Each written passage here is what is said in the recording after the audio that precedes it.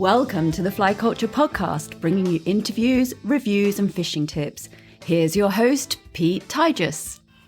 Welcome back, everyone, to the Fly Culture Podcast. This is another on the water or a home water series, and this one's being recorded on Easter Sunday. I'm back on my home river, the Tor. I'm a little bit further down the system. I know some of you will know where this spot is, and if you listen to the one I did with Open Day on the Salmon River, or on the Salmon Water, with Emma, this is exactly where I am. But the quarry today is slightly different. I'm going to look out for trout. The Granum hatching. We've had a break in the weather as well, where we've had those northerlies, northeasterlies. The winds ease back a little bit. The temperature driving down, it's about 20 past 10. Temperature driving down is 6.5 degrees. My plan really is to wait for the hatch to get going and then see if I can target or find some rising fish and make a few casts at those. In the meantime, though, I think there's a couple of little spots I might speculate, perhaps with a duo, and see if I can find a fish there just to get me underway. Just before those northeasterly winds came in the week, I got a session down here, and I was sort of messing around with the salmon rod, but had the trout rod with me, and I was extremely lucky to find a trout or two taking Granum emergers. So my hope is that the hatch is still in pretty good swing, and we can chase some of those down at some stage in the proceedings as well. I think it's going to take a little bit of warming up. My setup for today, I've got a 9.5 foot rod. It's it's a special rod to me, actually, that my friend Luke Bannister made up for me, and I asked him to find me a blank that was a 9.5 foot rod, relatively light line. It was sort of billed as a 3-weight, but after some testing and stuff, we found really that the 4-weight line worked better, and even to the degree that I'm able to throw really heavy flies with it should I need to. I'm not really looking to do that today, but I've done that over winter when on one of the few occasions I was able to go out for grayling instead of euronymphing. I just tied on an indicator and some heavy nymphs, and the rod coped with those really well. It's not a super stiff blank. I'd call it mid-action, which is pleasing to cast, but also when I play fish as well, it's a great rod for playing fish as well. So I'm really pleased with that. I've got a leader on of about 12, 13, 14 feet, and I've got one of Nick Thomas's caddis patterns on that I'm using primarily really as the indicator fly and to hold up the redneck pheasant tail nymph that I've got on. I think that's one of Philippa Hake's ones, and it is about a size 14, not a particularly heavy bead on. I'm looking at the river now and the water's pretty clear, so I think if the fish are in the mood, they'll probably move for the fly if they're in the mood. So that's my plan. I'm going to walk up now upstream a little bit at the moment. The spots I'm expecting, I'm hoping to find some rising fish in. I'm just going to leave alone. I'm not going to touch those, and I'm just going to go to a pool or two where I think there's a chance of just making a few speculative casts and perhaps to get a little bit lucky. Who knows? As ever with these as well, they're not edited, and I don't retake these, so I may get some things wrong, but I'd much rather be open with this, and you're getting a sense of how I'm feeling and what I'm doing as I'm on the river. But hopefully getting a sense of the setup that I'm using at the moment, and then also I'm going to talk you through the honey hole where we're going to head to in the next few seconds. So I've walked up the river a short distance, and nice to see there's some Granum on the water already. I'm looking upstream. I probably see 10, 20 of them coming off at the moment. Not expecting to see rising fish just yet, but we'll see. The tour does take a little bit of time to get going. So my suspicion is that we'll probably, if we get really lucky, start seeing rising fish around lunchtime, perhaps a little bit after lunchtime. Honey hole, I haven't a clue why I call it honey hole. We don't catch that many fish in there. I remember I had a friend up here, Mike, and he hooked something quite sizable in here that broke him off. To give you a sense, the river here sort of is running down and then making a very slight left push across the river. And the honey hole is a tiny little, I say tiny little pool. It's not huge. It's probably 30, 40 feet long. and probably only 10, 15 feet wide. There is a deeper, slower slot. A tree's come down in here, so it's holding the flow back a little bit. The water is pretty crystal clear. I thought I should mention I got my dog Monty with me as well. He's crossed the river. The river height has dropped as well. It's showing on the gauges at the moment about 0.38, I think it is. I like it a little bit lower, but I noticed he could wade across the river today, and the other day when we came he had to swim across. So I guess things are going in the right direction for us. But what I'm going to do is make some casts here. I can see the tail of the pool, and as I step up a little bit, I can see into it. The water is clear. We don't get crystal clear water all of the time here, but I can see the bottom. If somebody was sitting at the back of the pool, I think there's a pretty good chance that I would see them. My first cast, I'm almost standing under a tree, so my first cast's got to be a pretty flat one, a side cast, and I'm going to put it just off the main flow, which is just a short distance up from me. There we go. So that's running down the outside edge of the bubble line at the moment, drifting really nicely. The fly's holding the nymph really nicely, so I'm in good shape there. I'm not casting a long line, probably, let's have a look, it's probably about 10 feet of fly line plus the leader. That's running down a really nice uniform piece of water right now. If I was going to get whacked, I felt that was probably the spot. Just a very, very slightly longer cast this time, very, very slightly, not a great deal in it. Just giving that fly a chance to sink down a little bit. I'm going to make a short one almost opposite me, really, just in case there's anyone in the shaded area right under the tree there. And I'm just sort of speculating. I'm covering the water at this stage pretty quickly, just fan casting upstream where I feel a fish might be. I always get this wrong when I've done these. So previously on a previous one, I said I felt there wasn't a chance of a fish in fast water, and lo and behold, I caught a fish. But I'm still casting upstream here. Fly's drifting down at a really nice even pace. Sometimes what I'll do now is where I felt I might catch a fish, I might just jiggle as I lift the rod up. I might just jiggle the flies up a little bit just to see if that brings someone into play as well. But I'm sort of going through that even pace now, and that to me is where I probably feel I should get lucky. But I'm just going up in slightly faster water now. It's not particularly deep. I'm just over ankle deep at the moment. Yeah, and I'm primed. And just know if someone hits that, I'm ready for it. So it feels like I'm in with a shout. It really does. But like I say, I don't know why I call this honey hole, because we don't catch that many fish in here. But I thought it would set the scene a little bit of the pools I like to fish and what the plan and the strategy for today is, and see how we get on from there. But I'm working it down now. I've probably made, I've been casting while I've been talking to you, made a number of casts up here. The faster part of the flow is coming up towards the far bank, so I might just run it down the seam there. Again, I'm just jiggling the fly a little bit just to see if I can bring someone into play, and if greed gets the better of them, that they'll come eat that moving fly. They think it's getting away from them. So I'm just on the outside edge of the main run into the pool, and the fly now is just going to where that tree is down there. And again, I'm just jiggling that fly in case there's somebody in there and there's a chance of me bringing them into play. But as we suspected, the honey hole has done its usual job. It doesn't look as though there's a great deal going on there just yet. Often, I like to just fish this with the dry fly, but still, for us, it's early season.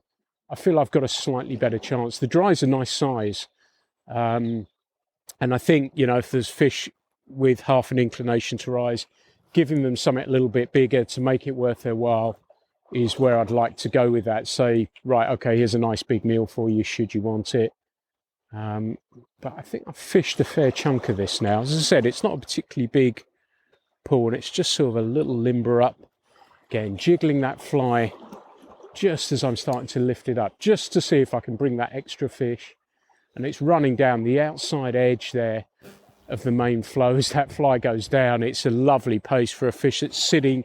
If it were in feeding position, I think I'd probably be in with a shout with, but doesn't look like it just yet. Come on, fish. Come on, fish. Like I say, it's early, it's cooler. I wasn't planning to set out as early, but I walked the dog early, and instead of that this morning deciding to go fishing, so he was whinging a bit because he likes his routine. So I've hit here a bit earlier than I probably would have planned, but no, nobody there. Last couple, I think, here. I can see him, he's got bored already. I know when the water's cold, actually, because summertime he'll just wade next to me and just stand next to me. He still gets excited when I hook fish, but he's just gone upstream a little bit. I can see him just on the far bank having a sniff and a wander around, and I think that speaks volumes for the temperature of the water. He doesn't really fancy wading in it right now. So there's a little bit of a clue from me as well. I'm just coming up towards the head now, and like I said, if you'd listened to the podcast on open day, where I was on the upper section of the tour, I can see that nymph in the water just as I jiggle it. It looks really nice. I think it's a silver beadhead, gold beadhead, just in the water there as I just jiggle it up through the the water column there, just to see if somebody wants to come bite it. Nobody just yet. I'm going to do a couple more casts. I'm almost just fishing now into the head, a little bit deeper, about knee deep here, and I'm fishing probably a foot of fly line outside the rod tip and then just the leader. That's where this rod works really nicely and close in as well. You know, it's a real all-rounder. I've nymphed with it as well, and it works pretty well for that as well. So yeah, nobody there. Just watching that nymph again, it looks fabulous. And then right into the head here. I may come back here a little bit later. As I said, this was just a speculative, let's have a quick go. But nobody there, or nobody's feeding anyway. So do I need to put a heavier nymph on? Do I need to make my distance between the dry and the nymph a little bit longer?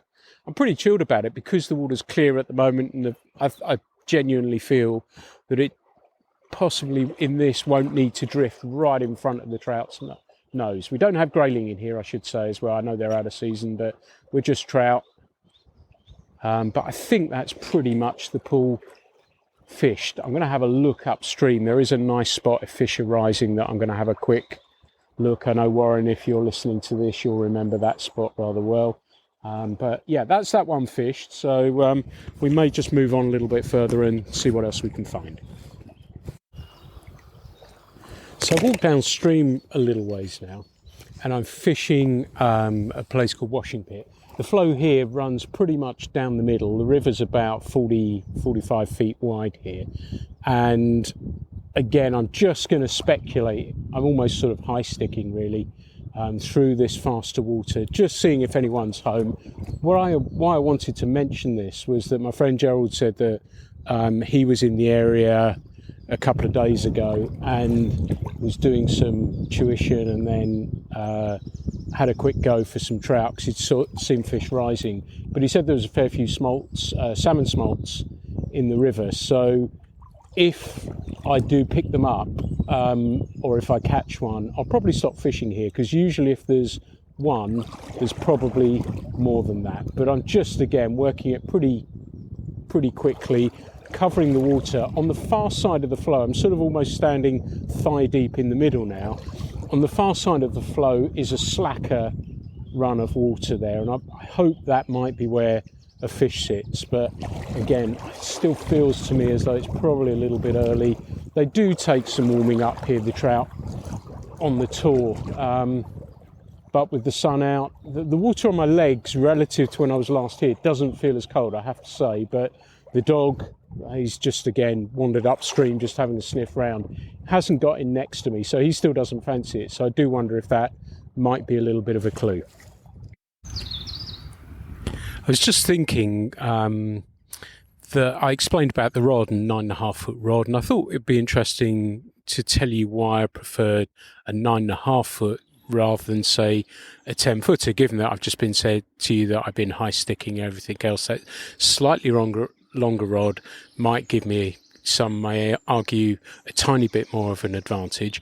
But the reason is that my background is primarily river fishing. So I grew up and have fished for many years with rods from 7.5 foot to 8.5 foot in length.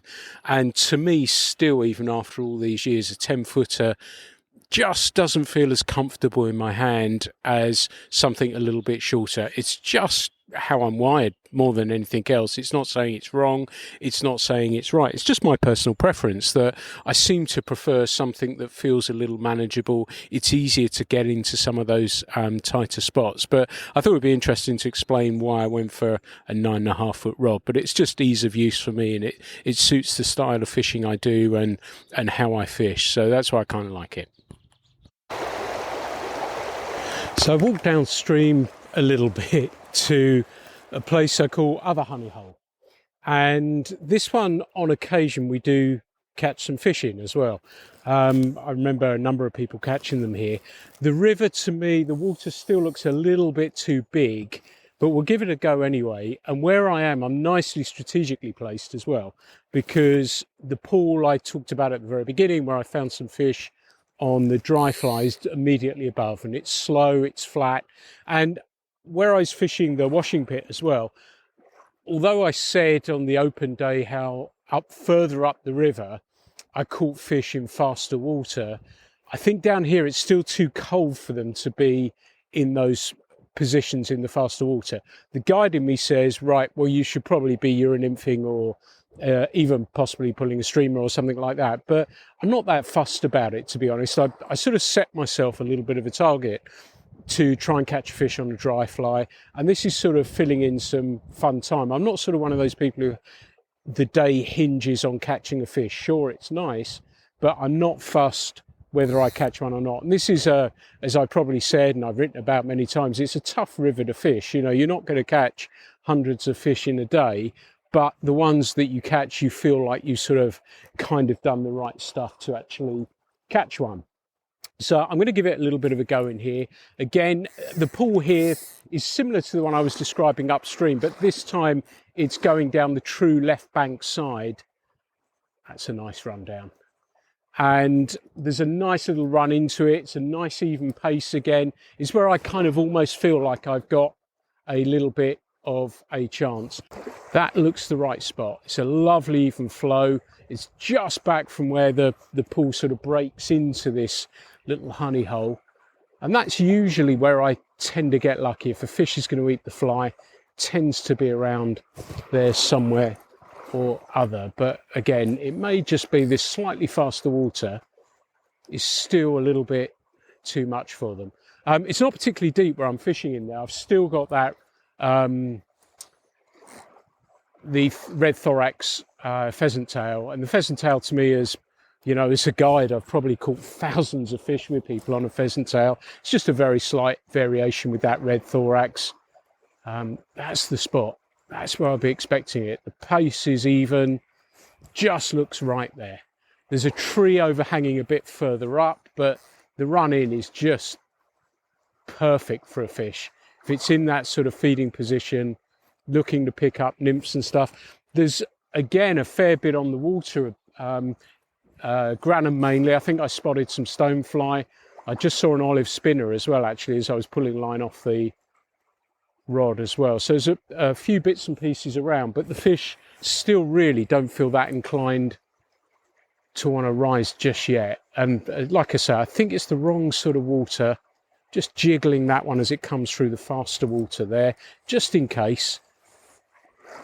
It doesn't seem as though this is the right sort of water. So already I'm developing a picture, a pattern as to the fishing. It's sort of kind of playing how we thought, in the sense that there wouldn't be a lot going on early on, and certainly in the water I've been fishing there. There's a little rock there, and I sometimes can pick a fish or two up along there, sitting either in front or behind or on the side of a rock there. But again, looks like it's beaten me up a little bit, this pool. That looks beautiful, you know. In a few weeks' time, I think it's going to be absolutely perfect. And again, with the water a tiny bit, you always want it perfect, don't you?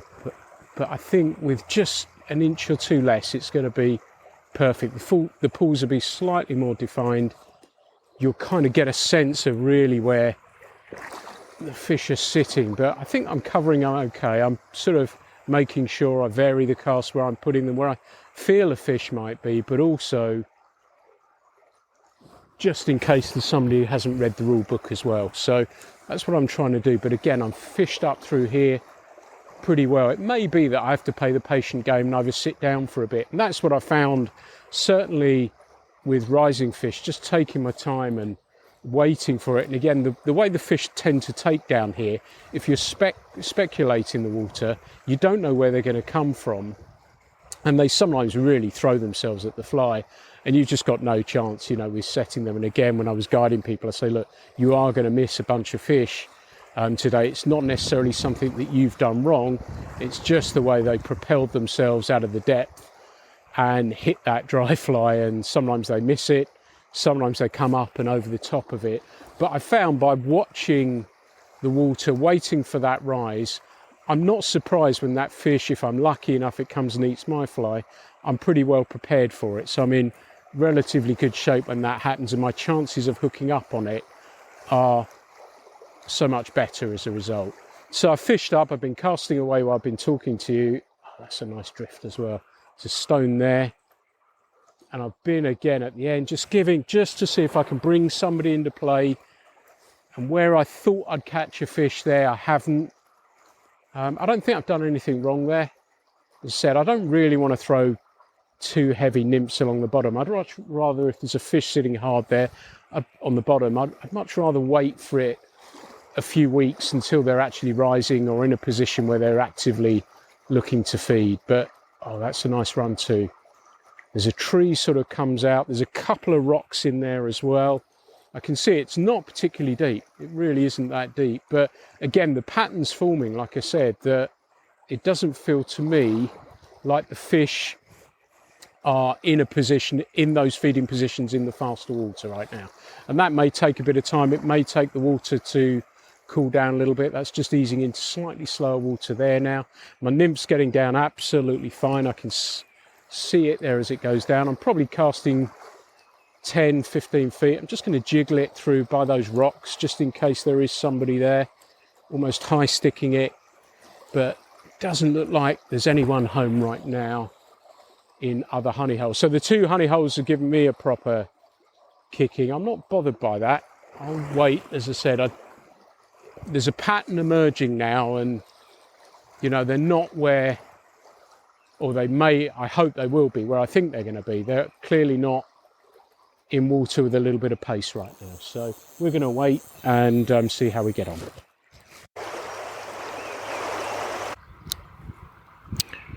Okay, well, it looks like patience may have paid off. I'm in that flatter, slower piece of water I described earlier. I've sort of waded out. I've seen a couple of fish just go the once, and I've taken the duo setup or the New Zealand setup off.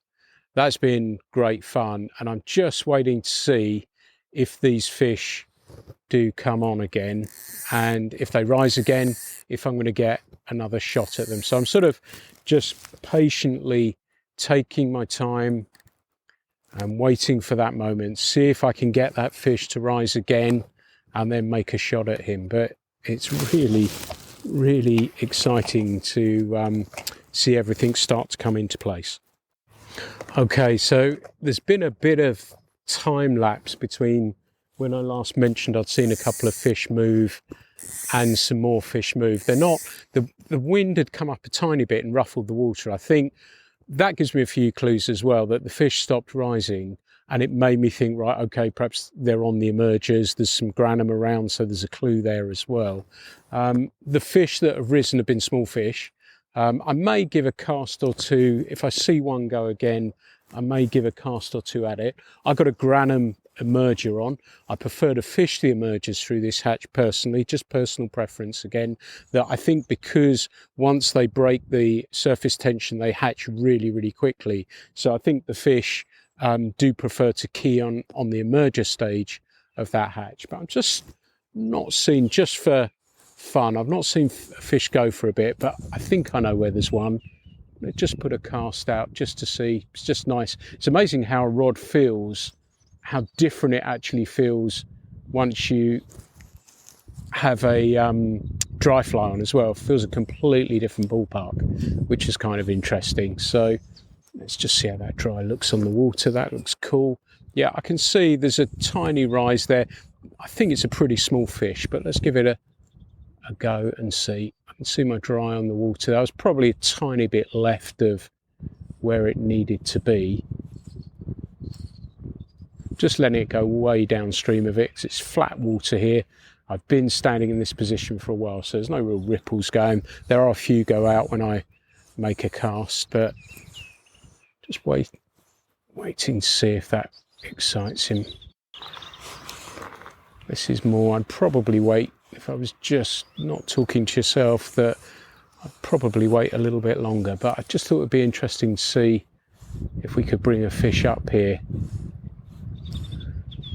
So that's what I've kind of come here for, to see if I could get one of these guys to play. But stop there, the fish I'd seen, that's not a bad shot. Yeah, got him. So it is a little trout. You can probably hear the dog coming out. Oh, that's perfect actually. So he's just shook off there. Hopefully you heard that in the background anyway. So that's kind of encouraging that we saw a fish rise, a couple of casts at it. Had to be right on its nose, and lo and behold, it took. So it's cool. You can probably hear, like I say, my dog in the background. He kind of gets what this is all about, and he saw me hook that, saw the fish jump a few times. It was a little brown trout, probably 5-6 inches, something like that. But that feels like a real moral victory. It's given me some information as well that yes, Granham, they're on that hatch, so that was kind of cool. It'd have been nice to get a photograph for you to talk it through, but kind of with those fish anyway, it feels okay that it came off just as I was bringing it in. So time's probably marched on about 20 or so minutes since I hooked that last fish. Nothing's really happened here. It may be a function of disturbing the water a little bit and it's put the fish off, or they've moved off for the time being. So I'm probably going to walk upstream. One of the things I was thinking about though was when I described earlier, I said, that I felt they were probably on emergers because they were rising when there was no wind. And the reason, I'm sure you probably know this already, but my rationale for that was that with no rippled water, it's harder for those bugs to break through the surface tension of the water, so they're sort of stuck and they have to push through a little bit harder than if it were ruffled by wind a little bit. It's a little easier for them to get through and hatch. So that was my thinking behind it, but that's kind of cool. I've really enjoyed that aspect of it. Okay, the fish didn't come, but it didn't matter. It was exciting to see my dog excited as well, so that was kind of cool. And I'm going to probably walk upstream a little bit, see what I can find up there. It's funny, there's been a lot of sitting and waiting, and I'm currently just sort of sitting down with a drink of water. Dog's right next to me now, and a piece of cake, and I'm watching an epic hatch of Granham. There's large brook duns and very, very little going on. And I'm sitting in the spot where I'd expect the usual nicer suspects to start rising. And it made me think about the fish a little bit, because you'd think early season that the bigger fish would need to feed more quickly. But it always tends to be, I don't know if you experience the same, but it always tends to be the smaller fish that come on first. I don't know if that's youthful exuberance. I don't know what it is. But over the many years of fishing the tour, that's always seemed to have been the way for me, certainly when it comes to rising fish at least anyway. But I kind of enjoy this form of fishing, that you sit and wait. I'm really, really lucky, so I'll hold my hands up to that I do get to spend a lot of time on the water. So I can, if I only had small windows of being able to fish, I'd probably be a little quicker in changing how I'd approach the water and how I'd fish and stuff like that. But it's still been fun sort of tying on the duo and fishing spots where I thought I'd try, and I've learned something from those. Although I've not caught any fish from them, I've learned something from them, and it's shown me that perhaps there isn't so much going on in that faster water right now. But I kind of enjoy the excitement of, I know that fish came off, but the excitement of seeing that fish rise, following your hunches, following your intuition, I guess, in some respects, where you think a fish might be, and you see something happen, and that is really, really good fun, and I'm really enjoying that aspect of it. And it's a different, fun way of fishing. And it may be, if you do get a bit of time, that you can approach your fishing in that way as well, if you don't already, that, fish some of the spots while you're waiting for that right moment, when the hatch is at the right moment for the fish to take advantage of it. It may be today that as it continues on, nothing more happens, but I'm perfectly happy. It's just, I know the temperature this week's going to drop. When I put this out, it'll drop to a fair bit. The sun's shining. I don't know if you can hear the noise of the water in the background, the sound of the birds. I'm watching the buzzards overhead. And it's just kind of cool, the whole aspect of everything that I'm really enjoying. And for me, when you see that fish rise, well, that makes it kind of cool. And I'm not being sort of elitist about that or anything else. It's just kind of fun to see and wait for those moments, and then see if you can cover that fish and perhaps get it to rise too. Sometimes, just sometimes, patience does pay off. I've been sitting down quietly. As I said, I'd had some cake, I had a drink. I was camped at a spot where my gut felt that's where, if anything was going to happen. It's been a pretty quiet day, as you can probably imagine, having listened to this, but it was where I felt there might be the chance of another rising fish, and I saw one, and I managed to get myself into position and waited. I wanted to see if the fish would rise again, but it didn't. I thought, well, what the hell?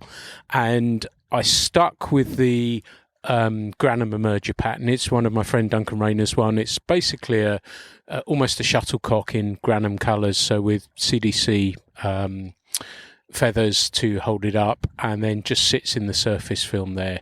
And I waited, like I say, a little while for it to see if it would rise again, but nothing happened, no other fish moving. So I thought, what the hell, let's give it a go.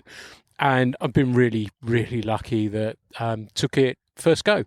So I guess I must have covered it, the right line, everything else. Fish rose, set it, and it comes back to what I was saying earlier, I guess, like on our river, sometimes fish, when you don't know where they are, you're sort of caught a bit by surprise. But if you know that there's a fish there, then I think you've got a better chance of hooking it as well. And you seem to be more relaxed with the strike and everything else that goes with it.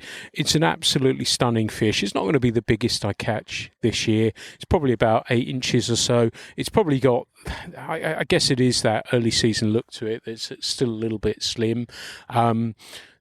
But it's a significant one for me, and I'm really pleased. And like I said at the very, very beginning, this sort of the Granum hatch for me marks the start of certainly the dry fly fishing in Devon, and certainly on my home river. I know there's other places where fish are rising still pretty regularly at the moment, but for me, it's a really special hatch for that reason. I've been really lucky to catch this fish. It's funny, though, that I talk about this as sort of the start of my dry fly fishing season, but of course the fish laying in the water in the net in front of me has absolutely no idea about this. It's just going about its business and doing its thing. But I'm going to just quickly let it go now. My hands are wet, obviously, and let's just get him. There he goes. And so he's on his way. Like I say, though, it's really funny that, he's no idea that it's start of season or anything else. He's just going about his business, and it's really cool. And sometimes it works. You know, I've had to put in the hours today for not a great deal, you know, having a fish come off and then rewarded with that one, but it makes it all worthwhile for me. And it's why I keep coming back to my home river.